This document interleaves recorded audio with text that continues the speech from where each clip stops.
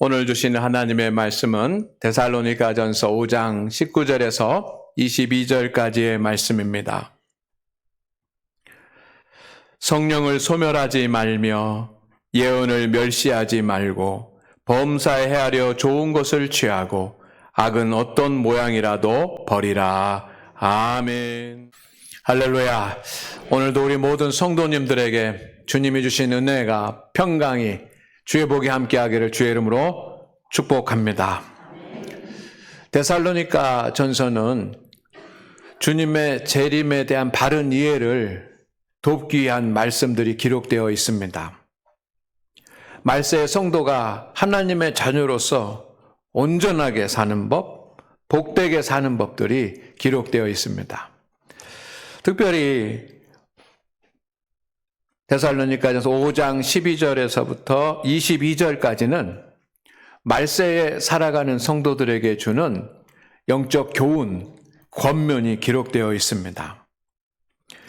5장 12절에서 15절까지는 올바른 교회 생활을 어떻게 해야 될까라고 하는 것에 대해서 기록이 되어 있고, 또 16절부터 18절까지는 지혜로운 삶을 위한 3가지 지침이 기록이 되어 있습니다. 우리가 잘 아는 항상 기뻐하라, 쉬지 말고 기도하라, 범사에 감사하라, 이 말씀이 기록되어 있습니다. 그리고 19절부터 22절 오늘 본문 말씀 가운데는 말세 때 능력 있는 영적 삶을 살기 위한 3가지 지침이 기록되어 있습니다. 오늘 이 말씀을 통해서 우리가 큰 영적 유익을 얻기를 주의 이름으로 축원을 드립니다. 오늘날 말세의 시대라고 합니다. 그런데 가만히 생각해 보면 초근접 말세의 시대입니다. 제가 지난번 주간 기도회 때 말씀드렸습니다마는 지구 종말 시계라고 하는 것이 있습니다. 1947년에 아인슈타인과 같은 미국의 핵 물리학자들이 모여가지고 창안한 시계입니다. 여러 가지 지구에서 일어나는 그런 일들을 시간으로 계산을 했을 때 지구의 종말과 얼마만큼 근접해 있는가라고 하는 것을 나타내는 그 시계입니다. 그래서 지구의 종말을 자정으로 보고 1947년도에는 7분 전이라고 발표를 했습니다. 그러다가 2007년 60년이 지난 뒤에는 5분 전으로 줄었습니다. 그리고 2010년도에는 4분 전으로 줄었고 10년이 지난 2020년에는 100초 전으로 줄었습니다. 그리고 작년 2023년에는 90초 전으로 밝히고 있습니다. 그러니 과학자들이 판단하는 인류의 종말이 지금 초근접으로 가고 있는 것입니다. 핵이나 전쟁이나 또 지구온난화나 기후위기와 같은 생태계 파괴 여러 가지들을 감안한 그런 기준입니다.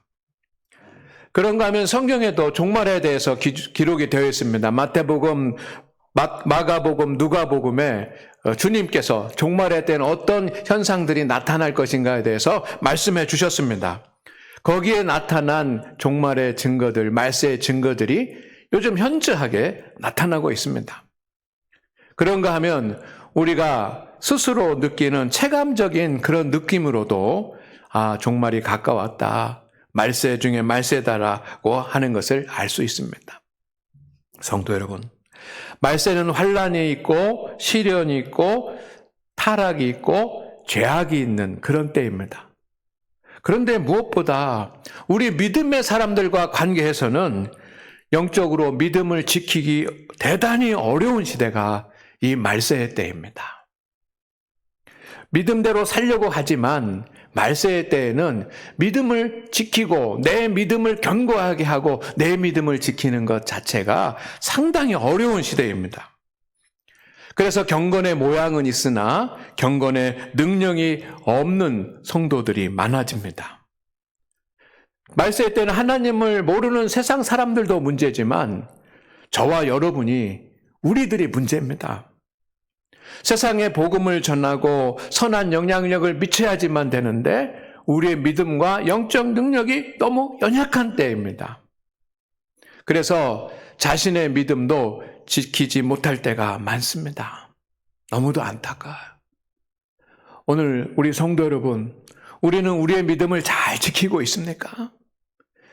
우리의 믿음을 잘 지키고 견고하게 지키는 저와 여러분 되기를 주의 이름으로 축원을 드립니다. 그러나 주님은 이 말세의 시대를 살아가지만 우리 성도들이 흔들리지 아니하고 영적 권세를 가지고 하나님이 주신 복된 삶을 살기를 원하십니다. 그래서 사도 바울을 통해서 종말의 때 어떻게 살아야지만 되는지에 대해서 말씀해 주고 있는 것입니다. 여러분, 우리가 하나님 안에서 믿음으로 살고 은혜로 살고 이 어려운 때 교회를 지키고 또 복된 삶을 살아가기 원한다면 오늘 말씀에 귀를 기울이시기를 바랍니다. 첫째는 말세의 때를 살아가려면 성령님을 의지하여서 능력을 얻으십시오. 19절 말씀에 성령을 소멸하지 말며라고 되어 있습니다. 예수님께서 부활하신 뒤에 우리에게 성령님을 약속해 주셨습니다. 제자들이 불안해졌습니다. 예수님이 안 계시면 어떡하지? 그때 예수님께서 제자들에게 걱정하지 마라, 근심하지 마라, 내가 보혜사 성령을 너에게 보내시리라 라고 약속하셨습니다. 그리고 지금 여러분에게 성령님이 함께하고 계신 것을 믿습니다. 여러분과 성령님이 함께하고 계십니다. 이것을 믿으시기를 바랍니다. 성령님은 우리와 함께 하셔서 역사하십니다. 우리를 세상의 시련과 유혹에서 지키시고 보호하십니다. 우리가 믿음의 길을, 세상의 길을 잃어버리지 않도록 인도하십니다. 또한 모든 일을 감당할 수 있는 힘과 능력을 주십니다. 그분이 성령님이십니다. 그래서 성령님을 의지하지 않으면 내 지식과 내 힘으로 신앙생활을 한다는 것은 어린아이와 같은 것입니다. 성령 도우심 없이는 믿음 생활이 불가능합니다, 여러분. 그래서 초대교회에 처음 성도들이 교회로 모였을 때 하나님께서 역사하신 그 하나님의 역사가 성령의 임재와 성령의 기름 부으심이었고 성도들은 성령의 충만함을 체험한 줄로 믿습니다. 초대교회 성도들은 성령의 충만함을 받았고 성령님의 도우심과 능력을 입은 자가 되었습니다. 그런데 말세의 때가 되면 어떻게 될까요? 말세에는 믿음의 성도들이 성령님을 거역하는 현상이 특징입니다. 오늘 말씀에 성령을 소멸하지 말며라고 되어 있지 않습니까? 이 소멸하지 말라라고 하는 말은 거역하지 말라는 뜻입니다. 마태복음 12장 32절 말씀 가운데 보면 너희는 모든 죄를 다 용서함 받을 수 있다. 그러나 성령을 거역하는 죄는 용서함 받을 수 없다라고 주님이 말씀을 하셨습니다. 그런데 말세가 되면 이 성령님을 거역하는 현상이 나타나는 것이 특징이라는 것입니다. 성도 여러분, 얼마 전까지만 하더라도 우리 성도들은 성령을 사모했습니다. 하나님 앞에 나와 부르짖고 기도하면서 성령의 은사를 사모했습니다. 그래서 내 영혼의 주님의 교회에 성령의 은사들이 나타났습니다. 그것을 경험을 했습니다. 때로는 방언을 하기도 하고 성령의 불같은 체험을 하기도 하고 성령의 충만함을 받아서 심령이 뜨거워져서 새 힘을 얻기도 하고 위로를 얻기도 하고 능력을 얻기도 하고 하는 성령님의 역사, 성령님의 은사들이 나타났습니다. 그리고 이것을 우리는 경험했고 이 성령의 역사를 사모했고 성령 충만함을 위해서 기도했습니다. 그리고 성령님을 의지하려고 했습니다. 그런데 한국 교회와 성도들이 급격하게 성령님으로부터 멀어졌습니다. 이것이 말세의 특징입니다. 성도들도 직분자들도 성령에 대해서 잘 알지 못합니다. 성령님께서 분명히 그 2000년 전만이 아니라 지금 이 시대도 성령님께서 역사하시고 성령님께서 은사를 주십니다. 그런데 그 은사에 대해서 무시하고 관심이 없습니다. 때로는 내 안에서 성령님께서 역사하시고 성령님께서 능력으로 간섭하시는 그런 성령의 역사들이 나타날 때도 있습니다. 그런데 그때 우리는 때로는 이것을 억제합니다. 성도 여러분, 말세의 특징 중 하나가 성령을 거부하고 거역하고 인정하지 않고 무시하는 것입니다. 주님은 성령을 소멸하지 말라라고 말씀하십니다. 오늘 하나님 앞에 예배한 우리 장안교회 성도 여러분, 우리 모두 성령님께서 주시는 은사를 받으시기를 주의 이름으로 축원을 드립니다. 성령의 은사를 받으십시다. 성령님은 무엇보다도 탁월한 지혜를 주실 것입니다.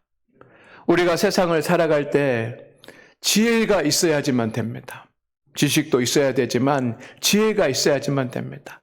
길이 막혔을 때, 답답한 일이 생겼을 때, 힘든 일이 생겼을 때, 문제가 생겼을 때 어떻게 해야 될지 성령님이 내 안에 계시면 성령님께서 우리에게 지혜를 주실 줄로 믿습니다. 지혜를 주십니다. 우리는 그 지혜로 문제를 해결하는 것입니다. 성령님이 우리 안에 충만하시면, 역사하시면 우리는 모든 일을 감당할 수 있는 힘도 얻습니다. 능력을 얻습니다. 연약해도 나약해도 미약해도 주님이 우리에게 맡기신 모든 일들을 다 감당할 수가 있습니다. 그래서 성령의 충만함을 받기 위해서 성령을 사모하시기를 바랍니다. 말세의 시대이지만 우리 성도 여러분, 우리가 하나님의 뜻대로 살아야 되지 않겠습니까? 착하고 충성스러운 주님의 직분자가 되어야 될 줄로 믿습니다. 그리고 하나님께서 예비하신 은혜와 복을 누리면서 살아야 될 것입니다. 그렇다고 한다면 이제 우리 모든 성도들이 함께 회개하고 성령을 받기 위해서 기도하고 사모하기를 소망합니다.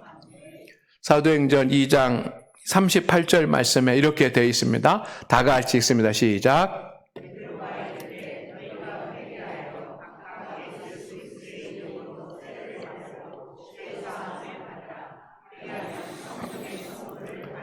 아멘. 우리가 어떻게 성령 충만함을 받을 수 있을까라고 하는 것에 대해서 말씀하고 계십니다. 회개하고 죄 사함을 받으면 우리 안에 성령님께서 역사하여 주실 줄로 믿습니다. 우리 모든 성도들이, 우리 성도 여러분, 우리 모든 성도들이 함께 성령을 충만함 받기 위해서 같이 회개하고 성령 충만한 사람이 되기를 원합니다. 그래야 이 말세의 시대에 믿음을 지키면서 하나님이 주시는 은혜와 복을 누리면서 살 수가 있습니다. 그런 역사가 있기를 소망합니다. 두 번째는 이 말세의 시대를 살아가려면 하나님의 권면을 받아들이시기를 바랍니다. 20절 말씀에 이렇게 되어 있습니다. 예언을 멸시하지 말고. 다 같이 시작. 예언을 멸시하지 말고. 사도 바울은 성령의 은사 가운데 특별히 예언을 강조를 했습니다. 예언이 무엇입니까? 예언은 미래에 일어날 일에 대해서 하나님께서 주시는 말씀입니다. 우리의 상태가 어떻고 불순종의 결과가 무엇이고 어떻게 해야 하나님의 진노를 피할지에 대한 말씀이 예언입니다. 그래서 이 예언의 핵심은 하나님의 권면입니다. 하나님의 자녀로 온전하게 세우시기 위한 하나님의 가르침이고 하나님의 은혜와 사랑과 복을 주시기 위한 교육이고 훈련입니다. 그래서 하나님의 예언은 주님의 재림 때까지 계속됩니다. 하나님의 말씀이 있는 곳에 주님의 권면이 있습니다. 이 권면을 듣고 순종할 때 성도가 세워지고 교회가 세워지는 것입니다. 그가 영적으로 성숙합니다. 그러나 말세에는 사람들이 권면을 무시하고 거부하는 것이 특징입니다. 대부분의 사람들은 권면과 훈계가 유익하더라도 일단 거부합니다. 권면과 훈계는 불편해하지 않습니까? 우리 성도들도 위로가 되는 말씀, 성공에 대한 것, 행복에 대한 말씀은 받아들여집니다. 그러나 젖을 먹는 어린아이들처럼 권면의 말씀은 받아들이기가 쉽지 않습니다. 히브리서 5장 12절 말씀을 볼까요? 다 같이 읽습니다. 시작. 때가 오래되었으므로 너희가 마땅히 선생이 되어 있을 터인데 너희가 다시 하나님의 말씀의 초보에 대하여 누구에게서 가르침을 받아야 할 처지니 단단한 음식은 못 먹고 젖이나 먹어야 할 자가 되었도다. 자기가 좋은 것만 받아들입니다. 그래서 은혜는 받습니다. 그러나 영적 성장을 하지 못합니다. 은혜는 있지만 변화가 부족합니다. 요즘 학교가 옛날과는 많이 달라졌다고 하지 않습니까? 요즘 학생들도 선생님으로부터 지식은 받지만 권면은 받으려고 하지 않는다고 합니다.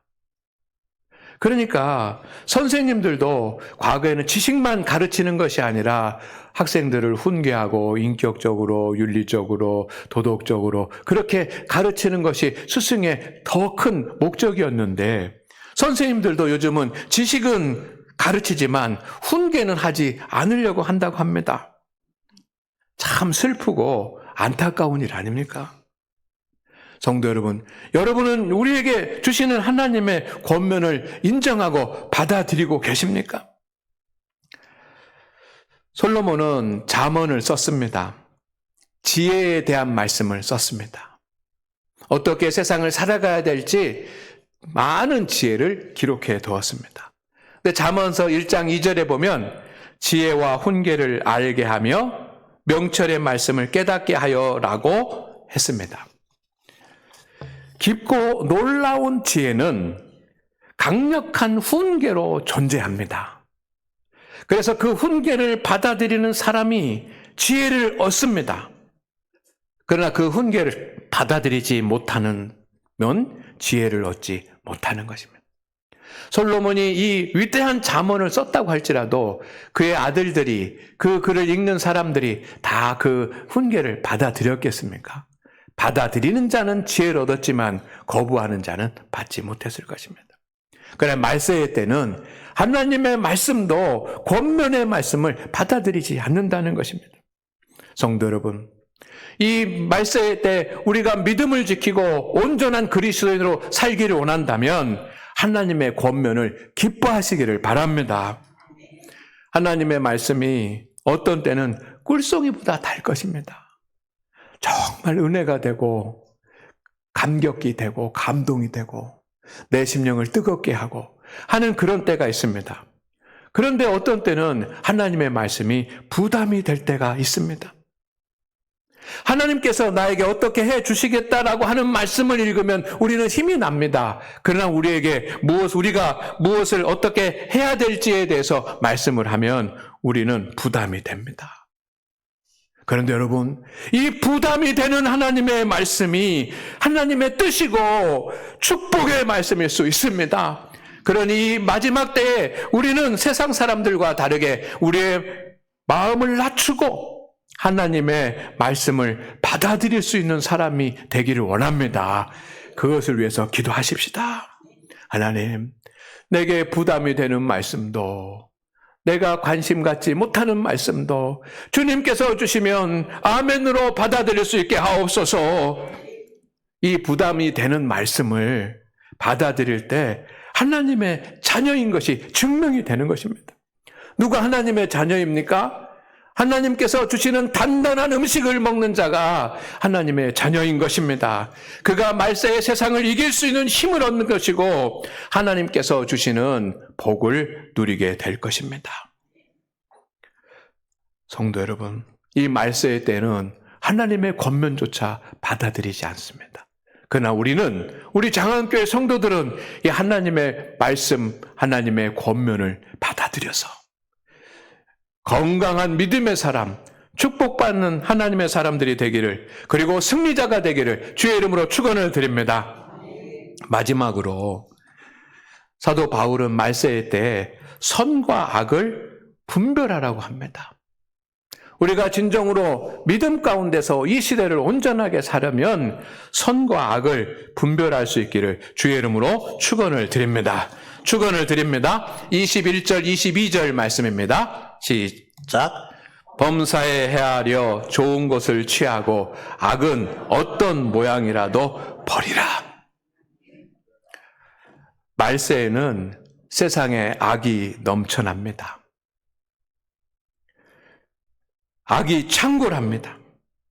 요즘도 여러분 동성애 있지 않습니까? 동성애가 동성애 사회로 가려고 그렇게 이제 지금 발전되어져 가고 있습니다. 마약이 있지 않습니까? 우리 주위에서 일어나는 범죄들이 끔찍한 범죄들입니다. 그런가 하면 전쟁이 계속되고 있습니다. 세상은 하나님의 뜻에 대적하는 삶을 살아가면서도 그 죄에 대해서 무감각합니다. 한 번에 수천 명씩 전쟁으로 인해서 죽어도 그것이 죄라고 하는 생각을 조금도 하지 못하는 것입니다. 그런가 하면 성도들도 마찬가지입니다. 주님과 교회로부터 적당히 거리를 두고 신앙생활을 하려고 합니다. 믿는 사람들도 세상의 것에 점점 더 물이 들어갑니다. 하나님의 뜻이 아니라 자기의 뜻대로 살고자 합니다. 진리와 선에 대해서는 관심을 가지지 못하고 있습니다. 그러면서도 이것이 죄인 것을, 내가 범죄하고 있다고 하는 사실을 알지 못합니다. 왜 그렇게 죄가 관영하면서도 죄인 것을 알지 못하고, 내가 죄를 짓고 있으면서도 내가 죄를 짓고 있다는 사실을 알지 못하는 것일까요? 말세에는 선과 악을 분별하려 하지 않는 것이 특징이기 때문입니다. 선과 악은 분별해야지만 됩니다. 잠언서에도 중요한 단어들이 나옵니다. 지혜, 훈계, 분별이라는 거예요. 그러면 지혜는 훈계로서 받아들이고, 그 훈계를 받으면 지혜는 분별의 지혜인 줄로 믿습니다. 그래서 잠언서에 이 지혜, 훈계, 분별이라고 하는 말이 계속 나옵니다. 그러나 오늘 이 시대는, 말세의 시대는 이 진리를 분별하려고 하지 않습니다. 진리와 선, 공의를 부담스러워합니다. 무관심합니다. 무엇이 진리인지, 무엇이 공의인지, 무엇이 선인지 찾는 자가 없습니다. 적습니다. 어떤 사실에 대해서도 신중하게 접근하려고 하지 않습니다. 자기의 소견과 자기의 감정과 유익에 따르면, 그것이 좋으면 검증 없이 쉽게 받아들이고 인정합니다. 그래서 점점 더 하나님의 뜻으로부터 멀어지는 것입니다. 여러분, 베이컨이라고 하는 철학자를 들어보셨을 것입니다. 이 베이컨은 사람이 올바르게 인식하고 살아야지만 되는데, 올바르게 인식하지 못하고 사는 이유가 무엇일까에 대해서 고민을 했습니다. 그러면서 우리가 세상을 살아가면서 온전하게 인식하지 못하도록 막는 4가지 중요한 것들이 있는데, 그것이 4가지 우상이라고 표현을 했습니다.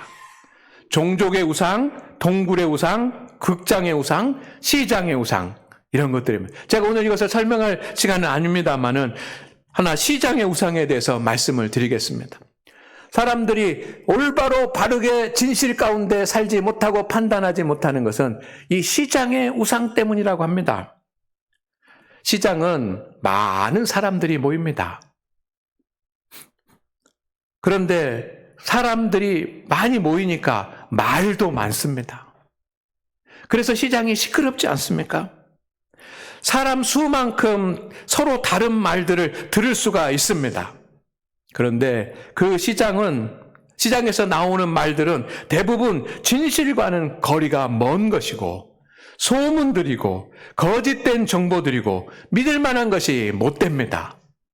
그런데 시장의 우상에 빠진다는 것은 무엇입니까? 한번 시장에 쓱 갔다가 모르는 사람이 막 이런 얘기 하면은 그것이 진실인 것처럼 싹 듣고 와가지고 판단 없이 그것을 믿는 것, 이것이 시장의 우상이고, 그렇게 하면 우리에게 인식에 오류가 생긴다는 것입니다. 만약에 시장의 우상에 빠진다고 한다면 본인뿐만 아니라 함께하는 사람들이 어려움에 처할 것입니다. 근데 말세의 때는 여러분 이렇게 거짓 정보들이 너무 많아집니다. 너무 많아요. 그리고 사람들은 그것이 진실인지 진실이 아닌지, 진리인지 거짓인지, 선인지 악인지 판단하지 않고 자기 편한 대로 받아들이고 취하고 있습니다. 이것이 마지막 때의 특징인 것입니다. 그래서 주님은 우리가 말세에 온전하게 살려면 주님은 이렇게 말씀하십니다. 범사에 헤아려 좋은 것을 선택하라. 주님은 악은 모양이라도 버리라고 하십니다. 우리 안에 어떤 악한 생각이나 악한 말이나 악한 행동이나 이런 것이 잠시라도 머물러서는 안 됩니다. 사탄의 유혹에 빠져서 우리가 미워하는 악을 우리가 더 크게 행할 수 있기 때문입니다.